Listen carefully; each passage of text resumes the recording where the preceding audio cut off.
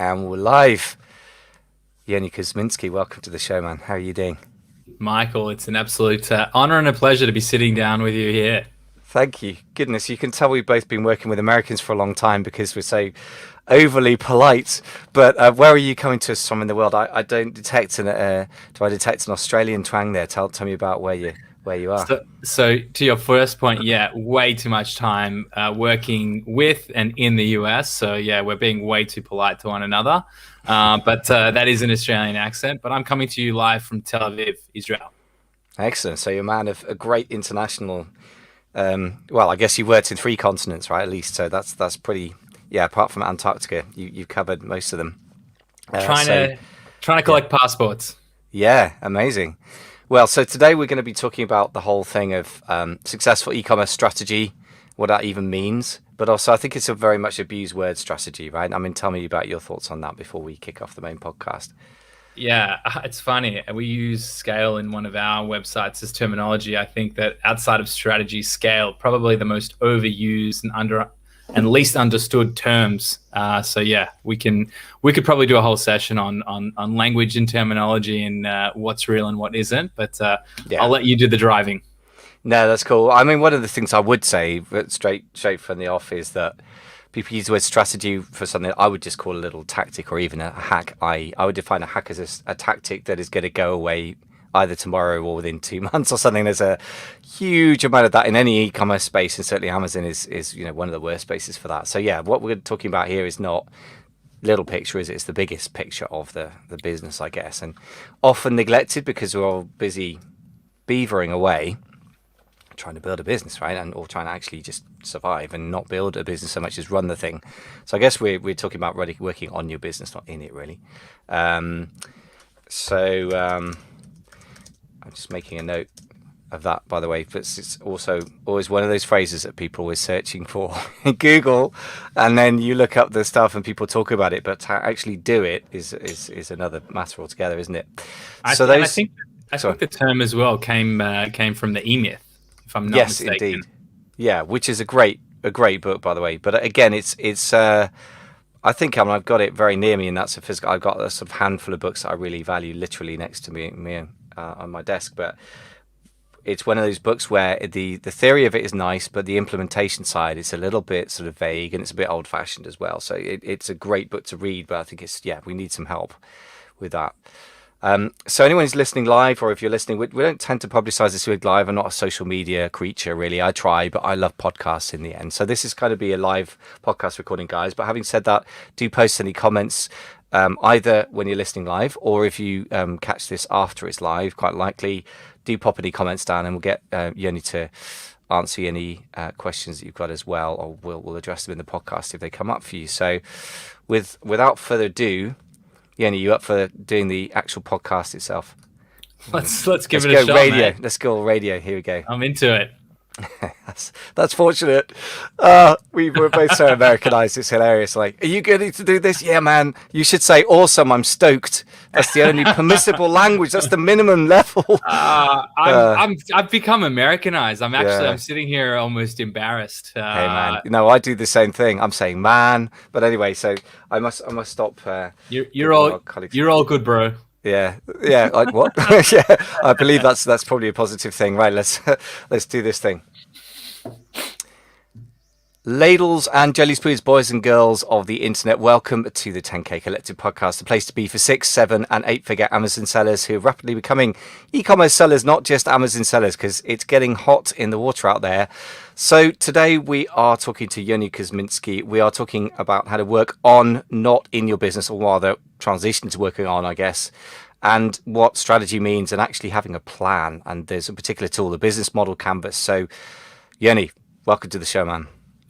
Yeah, like I said before, and I'll say it again, it's a pleasure being here, mate. And I'm going to throw in the mate there. That feels a bit more. Yeah, that feels a bit better, doesn't it? Yeah, it does. Yeah, we're just chatting before we kicked off the podcast recording about how Americanized we've become, which is fine. I mean, like internet marketing is kind of an American invention, but you got to own where you come from. So just remind us where you're coming from, Yoni. Where there's a bit of an Australian twang there. There's the mate. So I'm getting a feeling that you're Australian. Is that right, or is that Mate, I am exactly that. I am a part of the Commonwealth, originally from Australia, and moved over. Actually, spent some time in the US before. Now, 4 years on, I'm coming to you live from Tel Aviv, Israel. Excellent. So I've got here my little sort of one-liner about you is that you're the founder of Multiply Me and Escala, which enables e-commerce business owners to work on their business, not in it, by making it more professional. So, yeah, tell me a bit about that sort of mission. What is it you guys do? Yeah, so our mission is pretty simple. There's a lot of incredible entrepreneurs and Amazon and e-commerce business owners coming up into the world very, very quickly, learning things, as quickly as the rate changes in this space.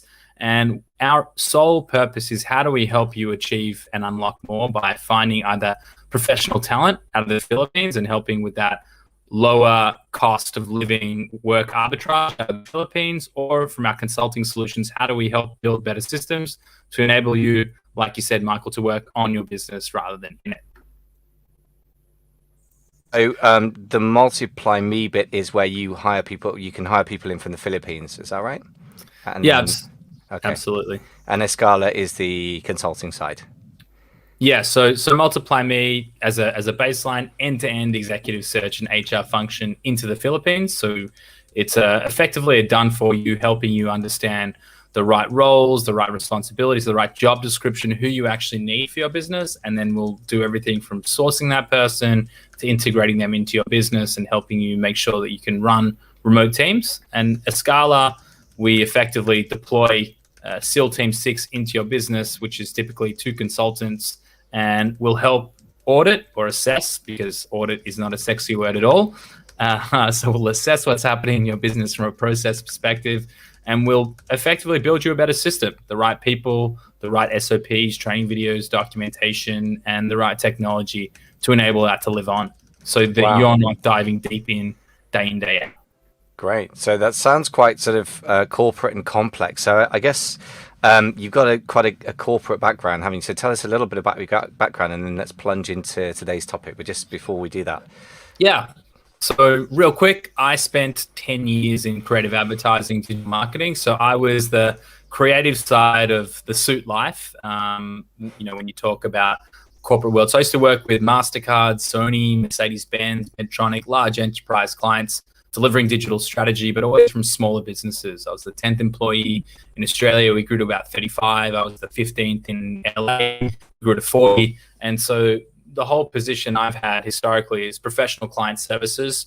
But now the approach is, how do we actually enable the small to medium enterprise space? How do we help service the people that need it the most, rather than waiting until you're the size of Apple to be able to afford effectively a consulting team like Accenture or Deloitte or KPMG, etc. So that was my background until I found my way into the Amazon space myself. I helped take a business from 2 to 5 million in 12 months that was effectively acquired by Thrasio.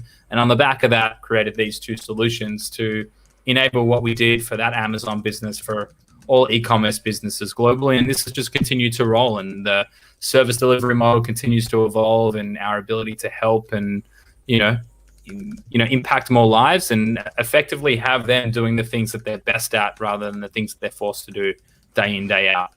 Yeah, do what they're best at. Yeah, I guess that's the dream, isn't it? So, but just to reflect on what you're just saying, I guess what you've had is you've had a blend of consulting with big corporate clients, but within a smaller company. So you're very used to being part of a small, fast-moving company.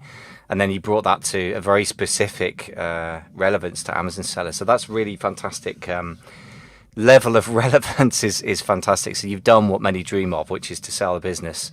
Although we need to talk about that, what do you do afterwards question, which you flagged up. We're going to put a pin in that and revisit that. But so obviously growth is one thing. But one of the questions that I guess there are, before we get into the plan thing, what is it we're trying to achieve? Because everyone talks about growth, they seem to be obsessed with that. Do you think that's actually, what is the thing that we're growing? And do you think that's even a valid approach? Yeah, well, I could tell you now on the end of a very immense growth period, that I don't think that growth is the term that you should really focus on. It should be either scale or efficiency, or really understanding what it is you want to achieve in life. And I literally had someone on another podcast, he was asked the question, like, what's the growth been like? How's it going? I said, well, we had a team of 4 in January of 2020. We're now at 140, a little over 12 months on. And they said to me, I'm so sorry for you. And so while people push growth, they don't really think about the implications of, well, what does it mean? Let's talk about an Amazon business. What does it mean where now I'm doing, $1 million of revenue versus 5 million versus $10 million? Well, what does that mean for your capital? How much money do you actually need to continue to reinvest? What's that actually going to cost you? How many people do you need? Do I need to now become a manager? So I think that it's probably a little short-sighted just to focus on growth. And as someone who's been through this journey now multiple times, I would say that think a little bit more about the end game and the driving desire of what your life should look like and what you want to achieve before obsessing over, I need to grow more revenue, I need to sell more product, I need to sell more services, I need to bring on more people. Really consider what those implications might look like. Yeah, I like that reality check, because everyone's obsessed with growth, but I think the massive danger with an Amazon business is that you, without even realizing it, I was going to say, you don't just swallow the Kool-Aid, you imbibe the atmosphere that Amazon creates, that literally millions of third-party sellers engage in, and that is growth at all costs. And what that generally means is actually, obsessing about ranking, which means that you're selling more units. That definitely makes Amazon more money. At least it makes them revenue. I mean, but as a third-party seller, I think it makes them profit as well. I mean, their first-party sales lose them a lot of money. So, but what I'm always concerned with is I see so many Amazon businesses, they get to $1 million mark and they go, oh, well, I'm making 5% profit margin. But when I get to $3 million growth, then I'm going to get to pay myself. And I'm always very alarmed at that point, because I think this obsession with revenue is just Amazon's game for us. Well, what's your thought about that? I know we haven't got onto the how to do it yet, but I just think it's the goal piece is important. So let's talk about that. I mean, is revenue even something you should target? Is it something you should target, but with care? What are your thoughts about that? Well, I would come back to you and say, well, it depends what your end objective is. If it's to sell your business, then, in its current state, EBITDA would be the thing that I would be thinking about, just given that Amazon businesses typically are looked at as effectively a new asset class and a commodity that's being sold to aggregators and beyond. But to answer your question about the obsession around revenue, another person I spoke to recently, and he'd be a great guest for you if you haven't had him before, his name's Tyler Jeffcoats, and he is the founder and CEO of Seller Accountant. They're a fractional CFO and accountancy for Amazon businesses. And he actually did a study, and he said that Amazon business owners are typically most profitable between 0 and 1.5 million. And then when they hit that 1.5 million mark, they start to lose that profitability. If they can get past that 4 to 5 million mark, that's when they start to reclaim some of that profitability. And that really breaks down to when you are an owner operator and you're a solopreneur, a founder, whatever, and you go through that process, you can get to a certain number of things in any given day. So you can handle your PPC management, your inventory, the supply chain and logistics and the manufacturing. But as soon as it gets out of that range of, I can touch it, I can actually handle that much work, that's when you start to really lose those efficiencies. So for anyone who can figure out how to create those economies of scale and those processes and systems to get them above that, and I'm just using arbitrary numbers here based on their findings, but if you can get past that level of 4 to 5 million, that's when you start to recoup those things. Or if you're really smart, and maybe when we get into the topic about planning for, starting a business, you can avoid all those, those pitfalls altogether if you're very calculated and precise on how you approach it. That's a very interesting set of numbers what's his name, Jeff? We ought to let people know. Tyler Jeffcoats. Tyler Jeffcoats. Okay, well, I'll look him up. I mean, sounds like a good person for people to check out, and we'll definitely get him on the podcast. By the sound of it, it sounds very relevant. But it's very interesting numbers, but that would tie in with my experience with my clients, because you can basically be a solopreneur with no team, not even a VA, up to $1.5 million is about the limit I've seen. Certainly, we've got a couple of clients one's doing about $4 million a year run rate, the other one's getting closer to 10, and at that rate, they've normally got staff, and there's a real jump actually, because those guys have got sort of legacy businesses, but they've both got a staff of I think 20 and 40 respectively, and actually the 40 staff is with the $4 million business, which worries me. But they've been in business for generations, so I guess they know what they're doing. Doesn't necessarily mean it's efficient. I mean, that would be a fascinating place to send your consultants in to do an audit or assessment. But it's interesting that there's certainly a jump, and I think that that's presumably where the money goes, right? It's staff, I would imagine. Is that really your understanding? Yeah, I would say that it probably goes into a whole lot of areas. Yes, staff. I mean, you stop managing your PPC as efficiently as you might have once, and so then you start to lose money. I would say, think about everything that happens as you grow the business. So more inventory is required. That means more shipments need to come through. So as you're going through this process, every single thing that was once this very clearly defined, very niche, small circle becomes ever expansive. So I would say that there becomes bleeding across each of them. Maybe you try and you hire your first few people, you bring on a VA, they're not really delivering. All of a sudden, you're out of stock. There becomes a lot of moving pieces in that puzzle, and it just becomes more complex if you don't build out the right processes to actually give it the same attention. I'll give you one really simple example is as you have, say, move from 3 product SKUs to 35, most people struggle to actually take real control over the entire gamut of every single SKU they have in their arsenal. So the top 3 products will effectively become the best performers, and then everything else gets left behind. And as a result, you're bleeding money into products that aren't yielding you a positive ROI. But here you go. There you go, Michael. You've got your growing revenue, which everyone wants, but you're not really looking at the profitability. And in a lot of cases, you're probably losing money on, those bottom 5, 6, 7 products. Yeah, and that sadly I see a lot of that, and it's interesting that I've always thought that the answer is to consider chopping them out, but maybe the answer is what you're implying is just work on the processes and the efficiency. And yeah, some products won't make money, and you've got to look at that. But it's interesting that there are certain points that show up quite repeatedly, and I think the patterns are quite consistent. It's odd, isn't it? You're saying that number, the CFO guy, Tyler Jeff Coates, and I see the same thing. So there's a consistency about it. So look, I think we clarified that just growing revenue isn't in the aim, that we've got some blocks to overcome.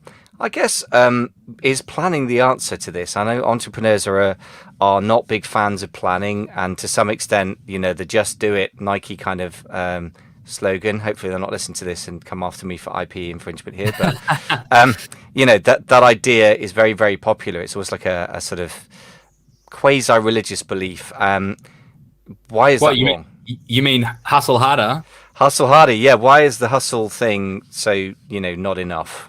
I mean, look, I'm just talking about my personal experience here, and for me, I find it somewhat of a frustrating term because the great equalizer in life is that we all have 168 hours in the day.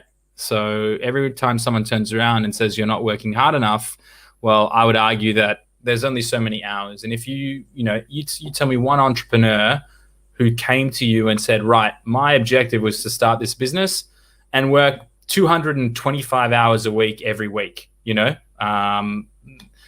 whatever, that's not the goal, I would imagine, of most entrepreneurs, unless they are clinically, labeled a workaholic here. So I would say that when you have effective planning and when you actually understand what it is you set to deliver on, that's when you can start to make good decisions on how best to invest your time so that you can split it up, accordingly. I would even take it further and saying that, your reference point of, you're seeing a lot of the same thing. Tyler Jeff Coates makes the same notes, is that maybe you should cut some of your products, but maybe you should just realize that with that time allocation, if you were to allocate the same amount of time to, whoever's writing your copy and your image design and your listing review and your PPC, and you actually did, clear planning on how much time and resource and allocation is needed, then you'd be more inclined to hire the right people for the right tasks and scale effectively rather than, becoming almost,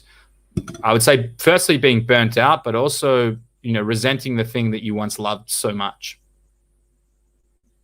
Yeah, that's excellently put. Resenting the thing you once loved so much that's one of the saddest outcomes. I think that we have this weird relationship to the business, and especially with Amazon, because we kind of don't own the business in some ways. The most important elements of it, traffic, conversion, customer trust, customer relationship, all those things that I'd want really for a business. With an Amazon-based business, and even the language is conflicted and weird, and you can't find good language, that's the hint that you're never going to find it, because it's not really your business. And that relationship to Amazon's a whole different need of therapy, right? But you're absolutely right, that's a really sad outcome. And as you say, nobody comes into the business say I'll work X hours. But yeah, if you're not a workaholic, that's a weird thing to say. If you are a workaholic, you need help. And yet there seems to be, just as I don't know, being an alcoholic was once, and being addicted to cigarettes was once almost kind of supported by the culture, like Marlboro Man, all the guys smoking in the movies, the 30s, 40s, 50s, people drinking all over the place. I would argue some, porn addiction has become almost normalized, but that's a whole different thing. But I mean, also workaholism seems to become almost normalized in a specific subset. And you make a very good point that that's exceptionally, not only really unhealthy, but it is not why you entered the pool in the first place, is it? So how do we banged the nail on the head enough of people are probably going, ow, yes, I get it, I'm experiencing that. So how do we overcome this? How do we create the planning without sort of drowning in yet another back-breaking task involving spreadsheets? As one of my clients put it recently, he's doing millions a year, but he said, basically my life is email and spreadsheets. So how do we get outside of that detail and get a bigger picture? Yeah, well, like I was telling you before we jumped on, one of the things that I did when I was looking to build Multiply Me as a business outside of that Amazon business that I walked into, so that it was already established, is I built something called a business model canvas. And a business model canvas is effectively a one-page business plan. And the goal is very simple. It's broken up into, I believe, about 7 sections. And I'll see if I can remember them all. But effectively what you're looking to do is you're looking to understand, well, how is my business going to run? So, what are the key partners that I need to have in this business? What is the cost structures that drive it? What are the revenue streams? How am I going to generate money? 3 key areas inside of it.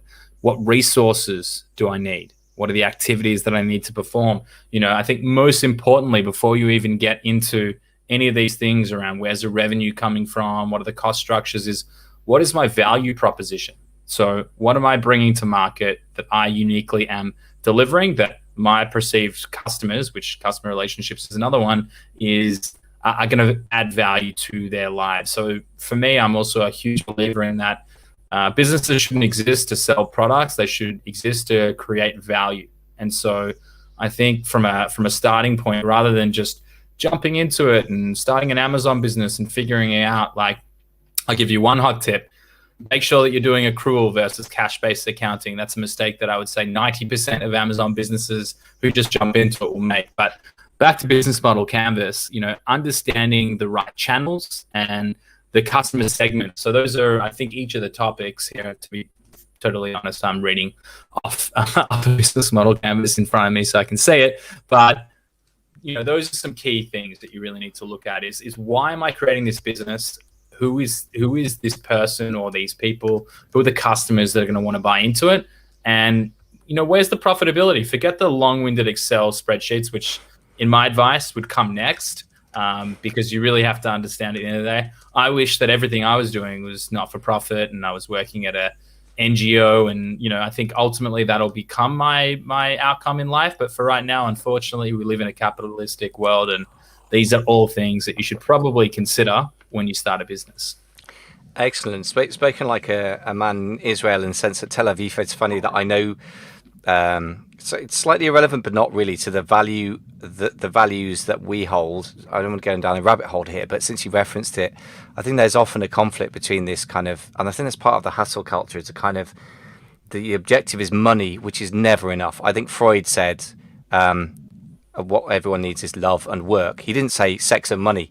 I think the internet's trying to be reductionist and make sure it's all about sex and money. So to your point, we have to have something we care about. And I guess in Israel, they have that tradition. I know a couple where the guy's literally got a company going public, so he'd be worth tens of millions of pounds soon.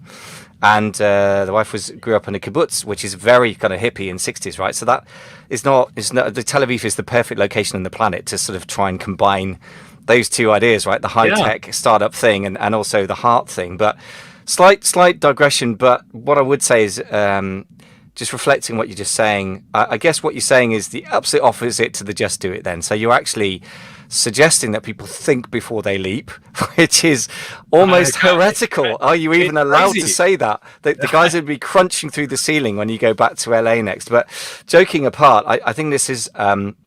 from what I see, yes, I see people that hesitate and overthink before they start. And those aren't the people we're addressing. But the people who are in it and struggling and sweating and experiencing all the things you're saying, working, crazy hour weeks. I like your 200-hour week, by the way. That's like the opposite to the 4-hour work week. Haven't really got any idea from the conceptual level of why the business exists and what it is they're even doing. They're just doing the do, as one of my clients puts it, and not coincidentally, very, very little profit. So let's work through this business model canvas. By the way, the fact that you're working off a simple thing in front of you, and that's how you remember it, is an excellent idea to have the thing. So we are going to give people a version of this, aren't we? So if you go to, just while I think of it, we'll mention it again at the end, amazingfba.com/multiply, MULTIPLY, although if you can't spell multiply, there might be an issue here anyway, but so we will give you a version of this business model canvas tool. So let's talk through which is the most important thing out of all the things you mentioned. Which is the starting point, would you say? Well, do you know what? Before I jump into that, you actually touched on, I would say, an important book and an important person in Tim Ferriss and the 4-Hour Work Week. And one of the things that he did, and when you talk about, well, what's my value proposition, which I think is probably the most important thing about business model canvas, but he made a decision. I read this about him where he understood for him to go to an Ivy League school and to make all these relationships and to do all the things that would enable him to create businesses. He actually said, well, you know what? That's going to cost me $100,000 or $200,000 to enroll and to pay for board and all these things. What if I invested that money differently? Because his objective was to learn. So he actually ended up buying into I don't know how many businesses it ended up being, but somewhere in the vicinity of 50 to 100 businesses, if I'm not mistaken. One of them, I think, was even Uber, where he put enough money into each of these businesses, small investments. I think he was saying like everything was under $30,000, most were under $5,000, and he would have enough seats to sit on the board and learn and give advice and have value even without having it at that point. So, when you're starting a business, and Tim Ferriss is a great example of really thinking about what's my desired outcome, what I want to achieve in this business. Is it just to make money? Then who really gives a shit what it is? Look at the profit margins, look at the customer base, understand what you can sell, and off you go. But if it's something more, if it's something that is, an area where you want this to live for a long period of time, then, you probably want to look a little deeper than just, like you said, sex and money. Yeah, love and work, right? I mean, the thing is that a lot of people who have zero need to work financially ever again, including Jeff Bezos, Elon Musk, and also some people that I know personally, and people like Seth Godin, whatever, they're still working because that's part of what defines us. Although the workaholic defines themselves perhaps only by work, but it is part of what we do. It's not just make passive income, which is a total and utter myth anyway, isn't it? I mean, let's just knock that one out. And also, sitting on a beach in Thailand, I mean, that's a kind of slightly meaningless life. I mean, it might work for some people, but I can swear by everything that's holy that it will not work for the sort of person who's capable of creating a business. As Tim Ferriss put it memorably in the 4-Hour Work Week, if you're the sort of person that's capable of working hard enough to retire, after a week of retirement, you'll be so bored you'll be sticking bicycle spokes in your eyes, which is a very visceral image. I remember that piece of language. But to your point, people take an awful lot of the wrong things from Tim Ferriss. And I think the 4-Hour Work Week title is the least good thing he ever produced, and that he probably regretted it ever since. And that's because he got it by Google advertising, which is a great way it's direct response thinking, right? So he got a title that would give a good response, but unfortunately a title of a book's a branding decision, and that should not be driven by direct response. I'm sure he's totally aware of that and regretted it since, but people throw the baby out with the bathwater there sometimes. So I really like that little story about him. That's worth bearing in mind. So look, let's get into the business model canvas details itself. So the first thing you said is value proposition. Is that right? So tell us more about that. What does it mean? So you know what? I think just using Multiply Me, and I could even potentially pull this up, and I'd be happy to even share assuming there's nothing sensitive in there, but I can't imagine there would be. I'd be happy to share the Multiply Me's original business model canvas. When I looked at the Multiply Me business, I effectively had built this internally inside of an Amazon business and understood the impact. We were able to scale extremely quickly, and scale is we weren't over-indexing on our investment and simply throwing money at it. We were leveraging talent that costs a fraction of the price of locally sourced, or in the US or UK or Australia for that matter. We found high quality talent. We built a system that enabled us to continue to recruit, high level talent into the business. So I realized was that there was a huge gap in the market. And so the first position was, well, what is the value proposition? How can we impact people's lives so that they can live like we did, an opportunity where we got to work on the business? And I would say, what does working on the business mean for the typical Amazon seller? That's the things like effectively new product creation. How do I find new products, things that I'm excited about? How do I do that next trip to Canton Fair? How do I effectively not worry about the financials because I've placed a financial controller or CFO in the business? So when you're going through this starting point, understanding what it is as value, what's the value that you're creating? That's the first and foremost important thing. And then when you start to pare it back, well, then you have to understand, well, what resources do I actually need to then bring this to market? And what are the activities that I need to achieve with those resources that will enable me to bring that value proposition to market? So that would be the starting point. And then, as you start to move out, and I can't remember off the top of my head exactly, I know the way in which they built the quadrants inside of the business model canvas, some are related to the financials versus some operation.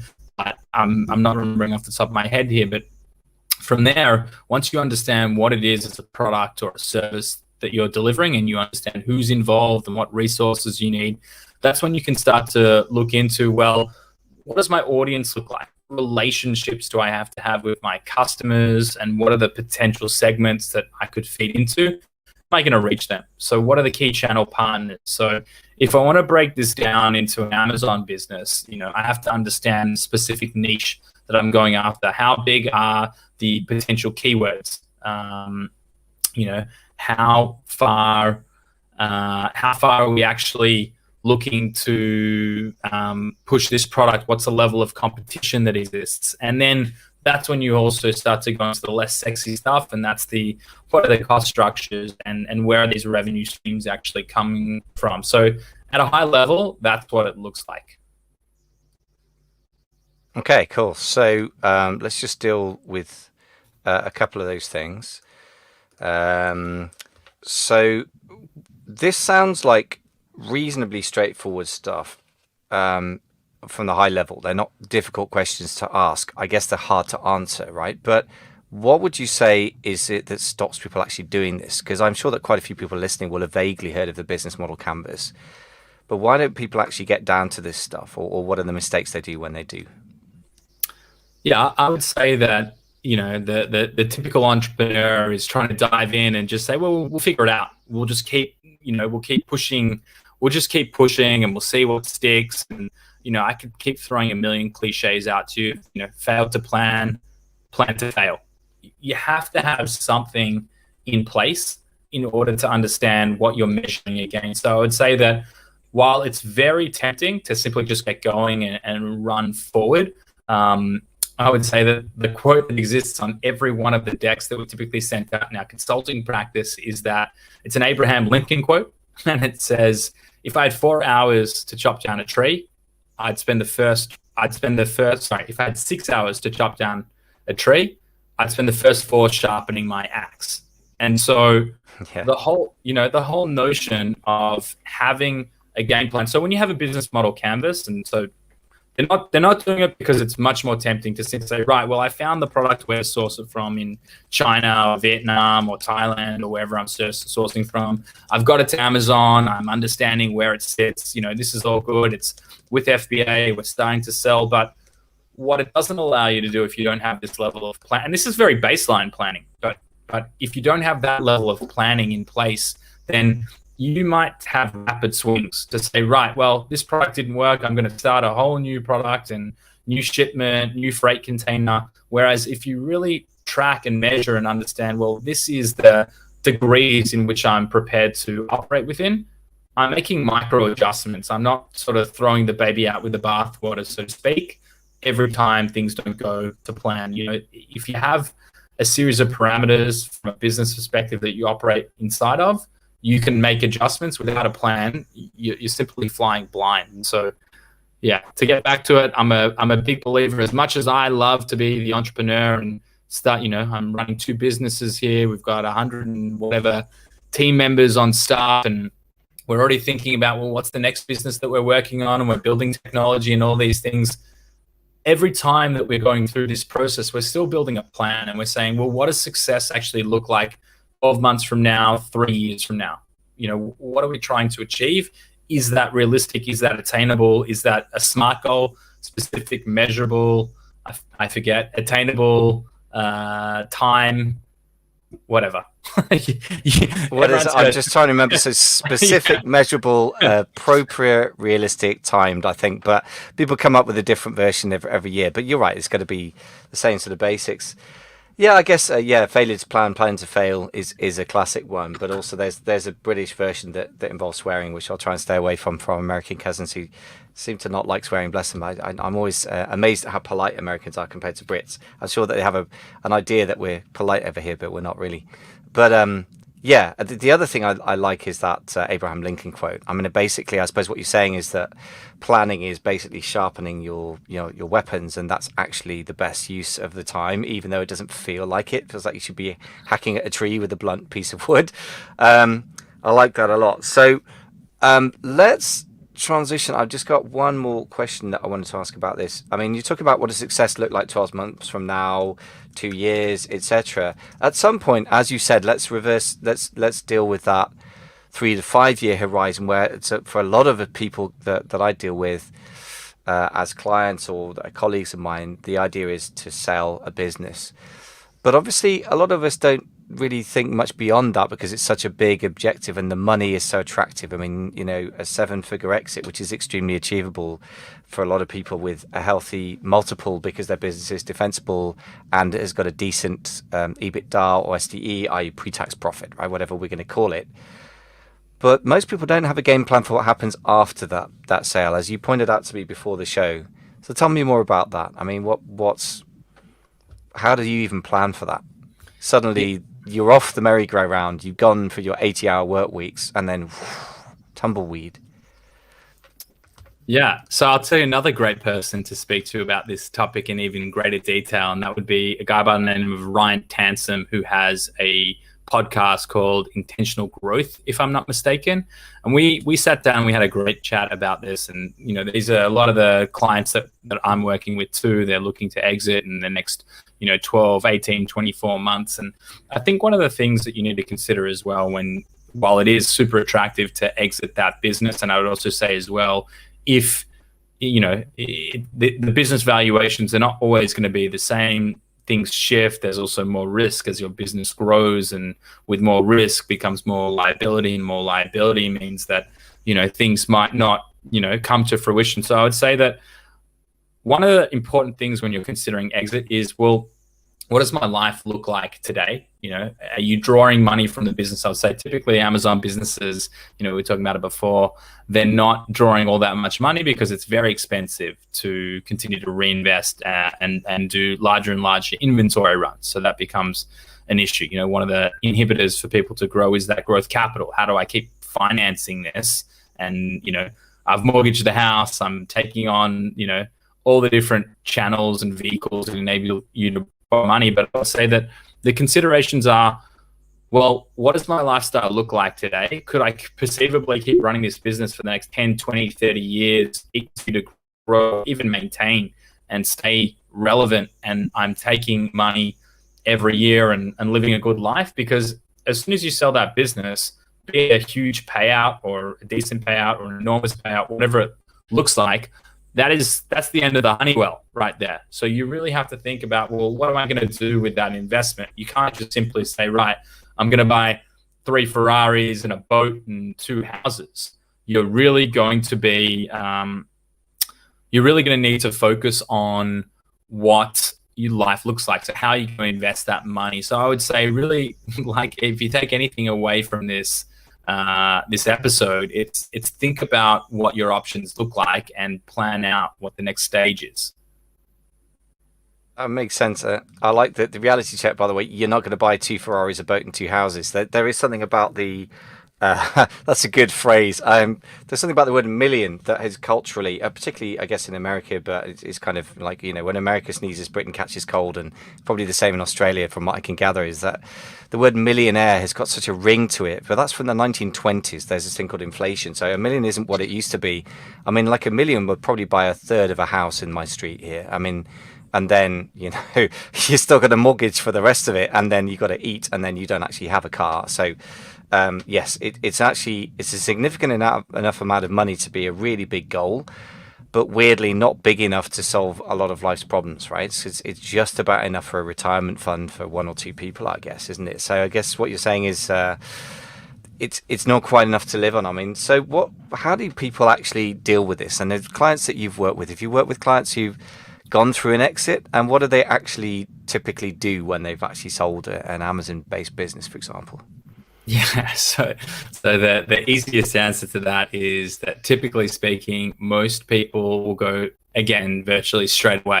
So they'll take the learnings that they've had in building that first business, and they'll go straight into selling on Amazon, into that second business, because the opportunity is still absolutely there. If you can get that exit on the books and you have some level of financial security, you don't reinvest every last cent into the newest business, and you don't buy these Ferraris, and I mean, that $1 million wouldn't even buy half of this apartment, this tiny little apartment that I'm sitting in an apartment in Tel Aviv. So yeah, I mean, you really have to be talking about 8-figure exits these days for it to last an absolute lifetime, which is pretty crazy to think. So that's typically the next move, is getting back into it, learning and running things more efficiently than they had, taking on that learning. If you have a non-compete with that specific product, then you should probably also, when you're looking to exit, really understand what the terms look like and what does that deal look like. There's lots of different and interesting ways in which,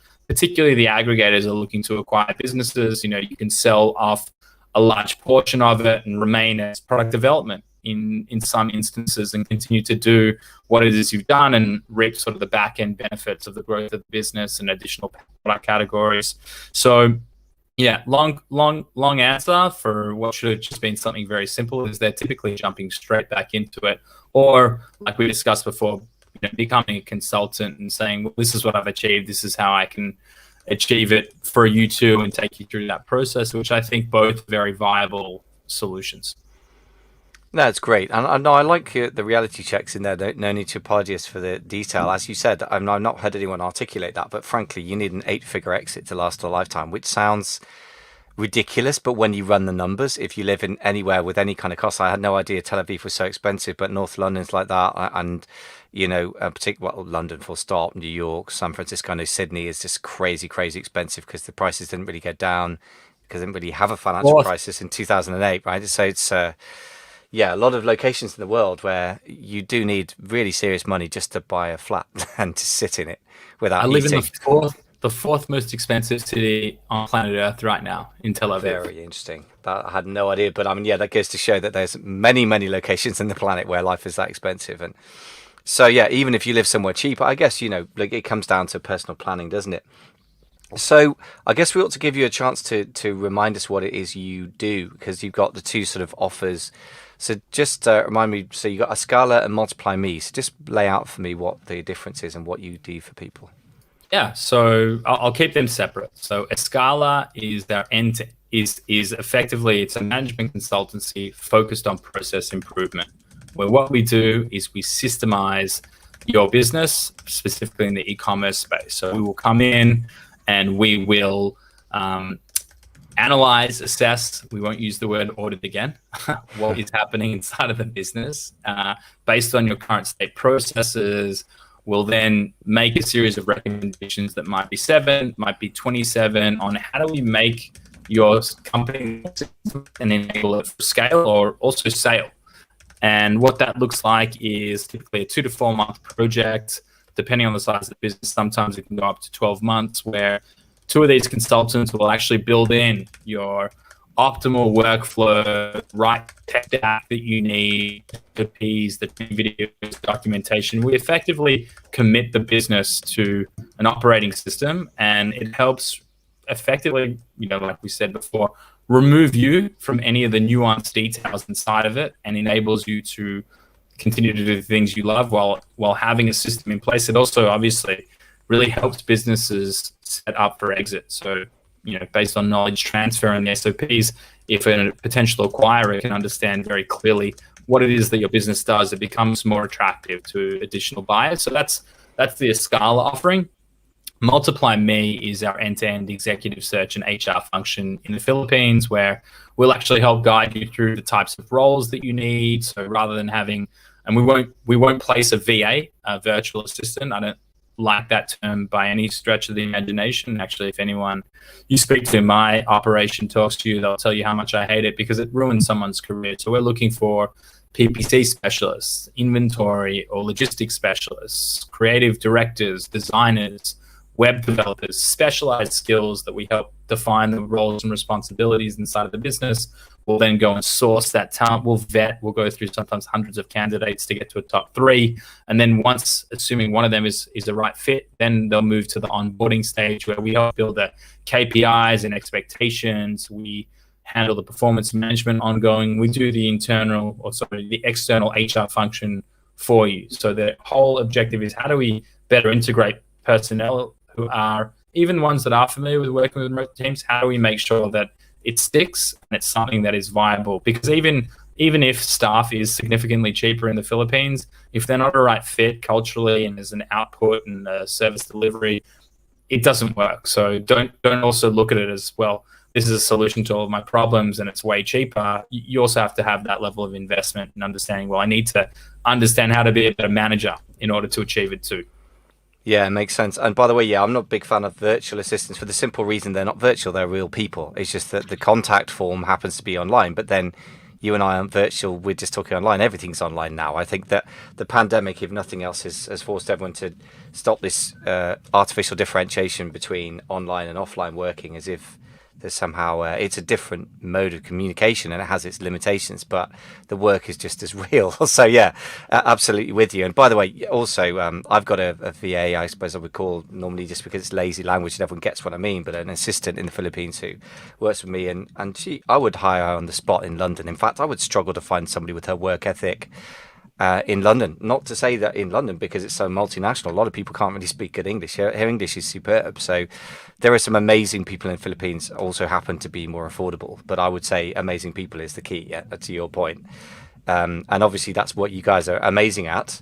So if people want to use, let's just separate this out then. So if people want to get in touch with you at Escala, I'm guessing that, like most management consultants, you offer some kind of free consulting call. Is that right? And if so, how do people get hold of that? So you can check out weareescala.com, and on it there's actually a booking link that's to my Calendly. I'll walk you through exactly what it means. I'll actually take you through visually what the experience looks like, and from there we'll give you a free consult where you'd sit with our director of consulting and my co-founder, and he would actually ask you a whole series of questions about, well, what's happening in your business, what are the challenges, what's the problem that you really need to solve. And so I'd say, if nothing else, it's going to help you think about your business a little differently. Yeah, I'm always a big fan, and without wasting other people's time, of saying to my clients, if in doubt, go and talk to experts in this stuff, particularly when it comes to people who buy and sell businesses, because they look at the business as a whole. But you guys also have a same kind of approach, right? So you helping to diagnose the weak points and the the sellable points, if you like, of your business is a fantastic conversation for anyone to have. So I'm a big fan of pushing people to do that, whether or not they sign up with the person in the end. And then the Multiply Me thing, if people want to approach you for that, then where do they go for that? Yeah, so multiplyme.com, but MII.com. And on that, you get booked into Kat, who is our Director of Client Engagements over at Multiply Me.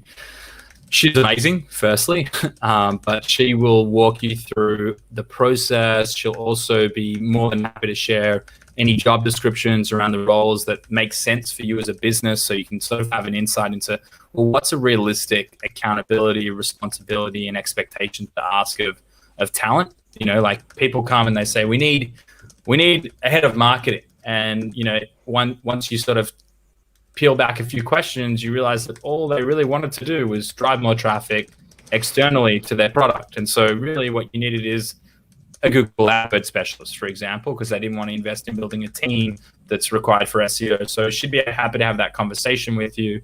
And, we're going to have, in the coming weeks and months, we're going to have a lot more material on all of that, what the DNA of an Amazon business looks like from a personnel and operational perspective, and a whole lot of things. So as soon as I've got them, Michael, I'll be happy to share them with you.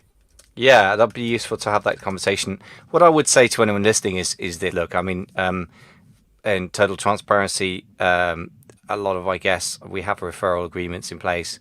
We bring the guests on because part of what we're trying to do is get work. But in the end, if somebody who knows a lot of stuff is prepared to speak to you for free, I would always just take that offer, for the simple reason you're going to educate yourself. I think this, apart from anything else, as you said towards the beginning, Yoni, one of the things that happens is we just plunge in and we're doing stuff, but we have no idea what the industry is that we're in and the drivers of it. We have some ideas about the industry, I guess, but we don't really understand business structure and how that works because we've never been educated about it. And so I think that the chance to educate ourselves about it with people like yourself who work for consultancies and hired serious consultants who understand corporate structure is just a great opportunity. So I would just encourage everybody listening to do it, period, if you have a serious Amazon business.